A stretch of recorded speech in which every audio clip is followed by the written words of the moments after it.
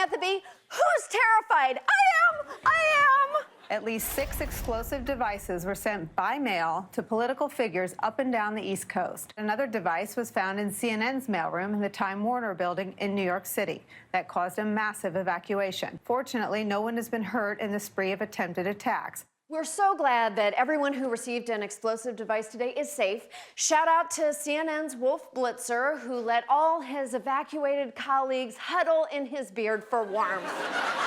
Fox News tried to do a journalism, sending out a news alert claiming that the suspicious package contained some kind of white power.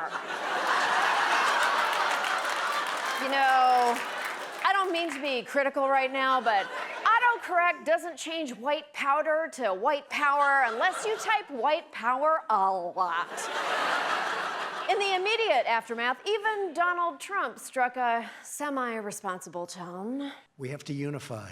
We have to come together and send one very clear, strong, unmistakable message that acts or threats of political violence of any kind have no place in the United States of America. Oh, it's nice that Trump briefly tried to be the president today. I mean, just so you know, I'm taping this at 6 p.m., so if he said Hillary is in ISIS at 6:01, it hasn't happened yet. It's rare to hear someone on the right talking about their favorite adversaries like they're people instead of like this. Stop the radical Democrat mob. This whole 2-week effort has been a calculated and orchestrated political hit. Revenge on behalf of the Clintons. President Obama, he is the founder of ISIS. I can't help but think that the Democrats, perhaps Soros, others may be funding this. One of the women who was screaming at him, it turns out, is a professional activist on the payroll of billionaire George Soros. I called the fake news the enemy of the people, and they are. They are the enemy of the people. I'm not going to speculate about what the motive was for those attempted bombings, especially because I'm really super bad at predicting things. I should never have made my child's middle name Bill Cosby as innocent. It was my grandfather's name, and I definitely should not have agreed to co-host a Halloween party with Megyn Kelly.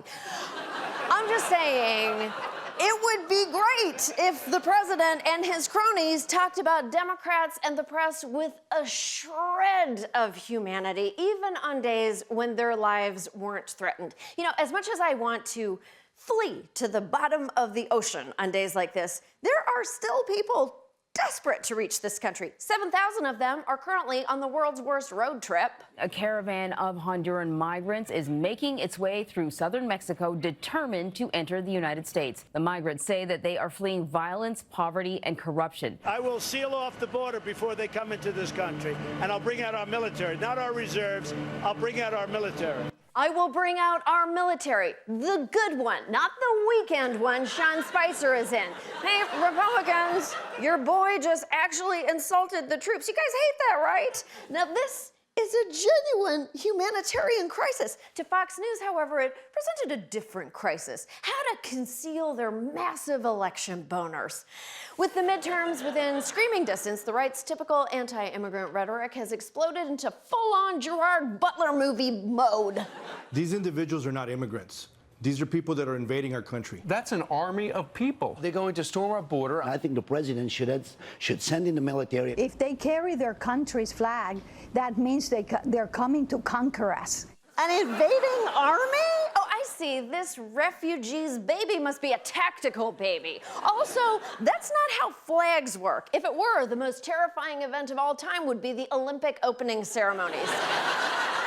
The caravan story has turned Fox News and their subsidiary, President Trump, into overstimulated children, and they are having a sugar rush of hate. We do not know who's coming through that border, terrorists, ISIS, Hezbollah. How many may be potentially ISIS? You're going to find MS-13. You're going to find Middle Eastern. They caught over 100 ISIS fighters in Guatemala. We don't know. It hasn't been verified.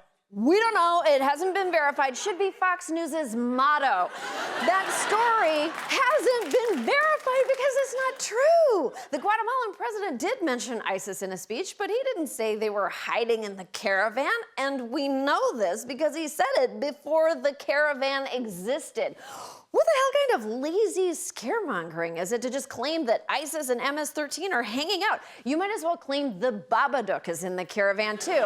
I mean, he just wants a better life for himself and his husband.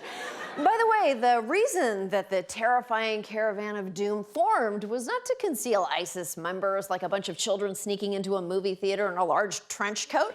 It was so they could protect each other from gangs and traffickers and apparently Fox News.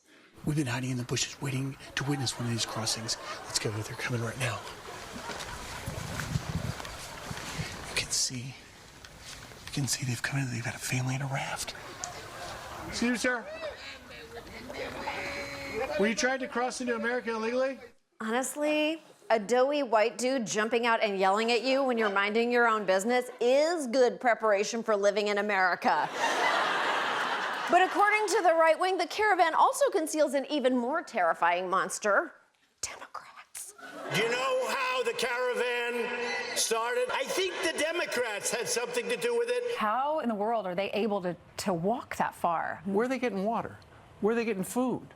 Who's handling the logistics? A lot of them are getting transportation. When the cameras come, they hop out quick and continue to walk. They jump into the river into so-called makeshift rafts. Have you ever tried to make a raft? You can't.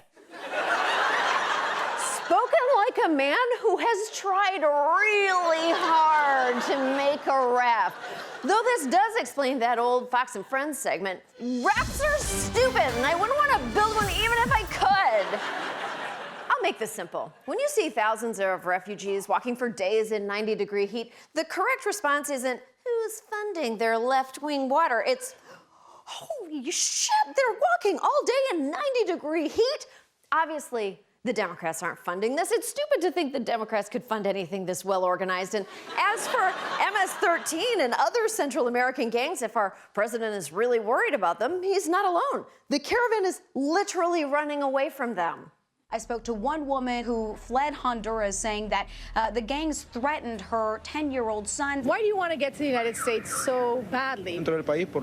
I have suffered gang violence in the neighborhoods where I lived, and that is why I fled the country. Also, he really wants to try a McRib. And like the McRib, MS-13 is an American product. The gang was founded in Los Angeles among Salvadoran immigrants, worsened thanks to our mass incarceration, and hardened when thousands of gang members were deported back to El Salvador, which had been devastated by a civil war. The civil war, incidentally, was also worsened by the U.S.'s backing of the Salvadoran government during the Carter and Reagan administrations. We made MS-13. Good job, America. We couldn't make a raft, but we made MS-13. Look, I don't often give you guys advice, but here's a freebie. At some point, your base is gonna get embarrassed that the party of tough guys wets its pants with terror over every brown baby. And I think that point is this. Have you ever tried to make a raft? You can't. We'll be right back.